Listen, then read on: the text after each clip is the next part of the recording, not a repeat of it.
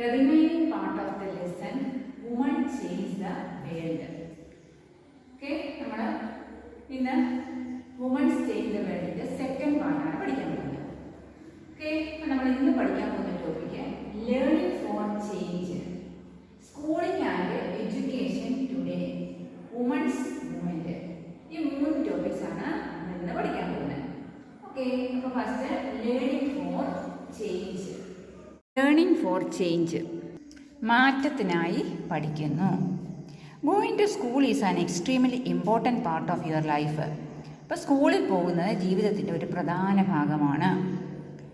As more children enter school every year, we begin to think that it is normal for all children to go to school. Today, it is difficult for us to imagine that school and learning could be seen as out of bounds or not appropriate for some children. Okay, അപ്പം ഇന്ന് സ്കൂളും പഠനവും അതിരുകളില്ലാതായി കാണുമെന്നും അല്ലെങ്കിൽ ചില കുട്ടികൾക്ക് അനുയോജ്യമല്ലെന്നും സങ്കല്പിക്കാൻ ജനങ്ങൾക്ക് പ്രയാസമാണ്. Today, okay, but in the past, the skill of learning and writing was known to only a few. Most children learned the work their families or elders did. എന്നാൽ മുൻകാലങ്ങളിൽ വളരെ കുറച്ച് പേർ മാത്രമേ വായനയും എഴുത്തുമൊക്കെ പഠിച്ചിരുന്നുള്ളൂ. ബാക്കി മിക്ക കുട്ടികളും അവരുടെ കുടുംബങ്ങളോട് മുതിർന്നവരോട് കൂടി ജോലി ചെയ്ത് പഠിച്ചിരുന്നു. എന്തൊക്കെയായിരുന്നു ജോലി? For girls, the situation was worse. In communities that taught sons to read and write, daughters were not allowed to learn the alphabet. പണ്ട് എങ്ങനെയാണ്, ആൺകുട്ടികൾക്ക് പഠിക്കുകയും എഴുതുകയും ഒക്കെ ചെയ്യാമായിരുന്നു, എന്നാൽ പെൺകുട്ടികൾക്ക് അതിനൊന്നും alphabet പഠിക്കാനായിട്ടുള്ള അവകാശമുണ്ടായിരുന്നില്ല. Even in families where skills like pottery, weaving and craft were taught, the contribution of daughters and women was not only seen as supportive. For example, in the pottery trade, women collected the mud and prepared the earth for the pots. But since they did not operate the wheel, they were not seen as potters. പക്ഷേ മൺപാത്ര നിർമ്മാണം, നെയ്ത്ത്, കരകൗശലം തുടങ്ങിയ കഴിവുകളൊക്കെ പഠിപ്പിച്ചിരുന്നു പണ്ട്, അല്ലേ? കുടുംബങ്ങളിൽ പോലും പെൺകുട്ടികളെ എങ്ങനെയായിരുന്നു ചെയ്തിരുന്നത്? അവർക്ക് ഇതൊക്കെ ഈ പോട്ടറി ഉണ്ടാക്കാനുള്ള മണ്ണും അതും ഒക്കെ കൊണ്ടുവന്ന് കൊടുക്കാം, പക്ഷേ അവരെ കൊണ്ട് വീലൊന്നും ഓപ്പറേറ്റ് ചെയ്യത്തില്ലായിരുന്നു. അതെല്ലാം ആൺകുട്ടികൾ തന്നെയായിരുന്നു ചെയ്തിരുന്നത്.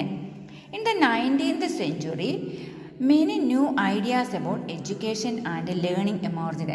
19ാം നൂറ്റാണ്ടായപ്പോഴത്തേക്കും പഠനത്തെയും വിദ്യാഭ്യാസത്തെയും കുറിച്ചുള്ള പുതിയ ആശയങ്ങളൊക്കെ പ്രത്യക്ഷപ്പെടാൻ തുടങ്ങി.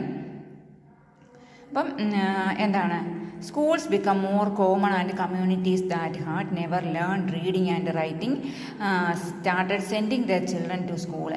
But there was a lot of opposition to education, girls even them. Each women and men made efforts to open schools for girls. Women suggested to learn to read and write. അങ്ങനെ 19ാം നൂറ്റാണ്ടായപ്പോഴത്തേക്കിനും എല്ലാത്തിനും ഒരു മാറ്റം വന്നു. പെൺകുട്ടികൾക്കൊക്കെ സ്കൂളിൽ പോകുവാനായിട്ടുള്ള ഇതൊക്കെ വന്നു. Okay, അപ്പോൾ രമാഭായി എന്ന് പറഞ്ഞ ഒരു സ്ത്രീ, അവർ സ്ത്രീകളുടെ വിദ്യാഭ്യാസത്തിന് വേണ്ടി നേതൃത്വം നൽകിയ ഒരു വ്യക്തിയാണ് രമാഭായി. അതുപോലെ തന്നെ റോക്കിയ സഹാവത്ത് ഹുസൈൻ എന്ന് പറയുന്ന ഒരു പെൺകുട്ടി കുടുംബത്തിൻ്റെ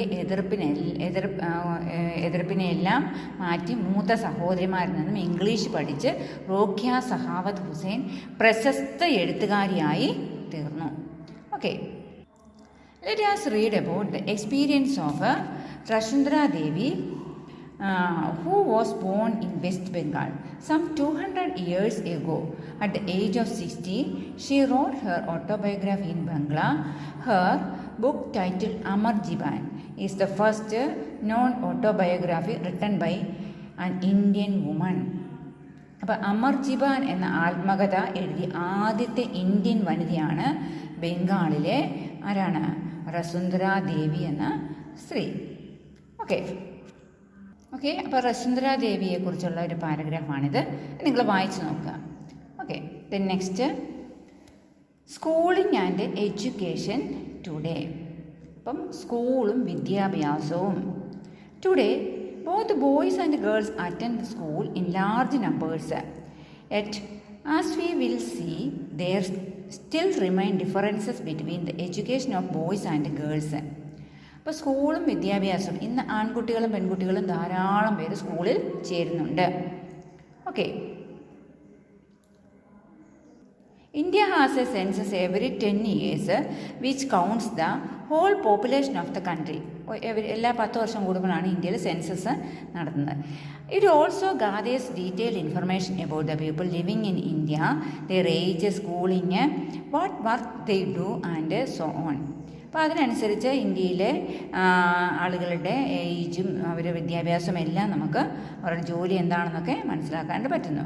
V use this information to measure many things like the number of literate people and the ratio of men and women. അപ്പോൾ അതിനനുസരിച്ച് എത്ര ശതമാനം പെൺകുട്ടികൾക്ക് വിദ്യാഭ്യാസമുണ്ട്, ആൺകുട്ടികൾക്കുണ്ട്, ഇതെല്ലാം മനസ്സിലാക്കുവാനായിട്ട് സാധിക്കുന്നു. According to the 1961 census about 40% of all boys and men were literate compared to just 50% of all girls and women. In the most recent census, 2011, these figures have grown to 82% for boys and men. അപ്പം നമ്മൾ നേരത്തെ okay, അപ്പം 1961 40% ആയിരുന്നു ബോയ്സും ഗേൾസും literate ആയത്. എന്നാൽ അത് 2000 അത് അന്ന് ഗേൾസ് എത്രയായിരുന്നു 15% ഉള്ളായിരുന്നു. മറ്റേത് ബോയ്സും മെന്നും അതെത്രയായിരുന്നു, അത് 40% ആയിരുന്നു. പിന്നെ അത് 2011 ആയപ്പോഴത്തേനും അത് ബോയ്സ് ആൻഡ് മെന്ന് 82%, girls 65%. This means that the proportion of both men and women who are now able to read and have at least some amount of schooling has increased. But as you can also see, the percentage of the male group is still higher than the female group. The gap has not gone away. അപ്പോൾ എന്താണ്, രാജ്യത്തെ ജനസംഖ്യ കണക്കാക്കുന്ന ഓരോ 10 വർഷവും ഇന്ത്യയിൽ census എടുക്കുന്നുണ്ട്. അതായത് സാക്ഷരത, ലിംഗാനുപാതം മുതലായവ അളക്കാനായിട്ടാണ് ഈ വിവരങ്ങൾ ഉപയോഗിക്കുന്നത്. അതിനനുസരിച്ചാണ് നമുക്ക് ഈ വിവരങ്ങളൊക്കെ ലഭിക്കുന്നത്.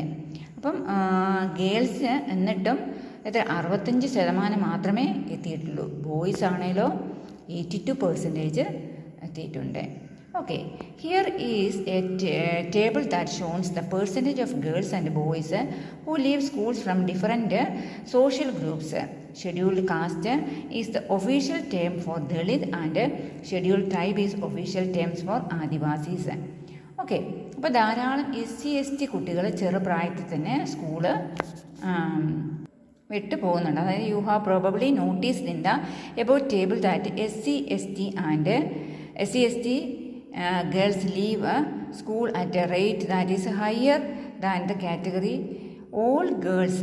This means that girls who are from Dalit and Adivasis backgrounds are less likely to remain in school. അപ്പം ഇവരൊക്കെ സ്കൂളിൽ നിന്നും ചെറുപ്രായത്തിൽ തന്നെ വിട്ടു പോകുന്നുണ്ട്. അതായത് പ്രൈമറി വിദ്യാഭ്യാസം പൂർത്തിയാക്കുന്നതിന് ദളിത് പെൺകുട്ടികളെക്കാൾ മുസ്ലിം, അതായത് സെൻസസ് അനുസരിച്ച് നോക്കിയേ, found Muslims girls are less likely than Dalit and Adivasi girls to complete primary school.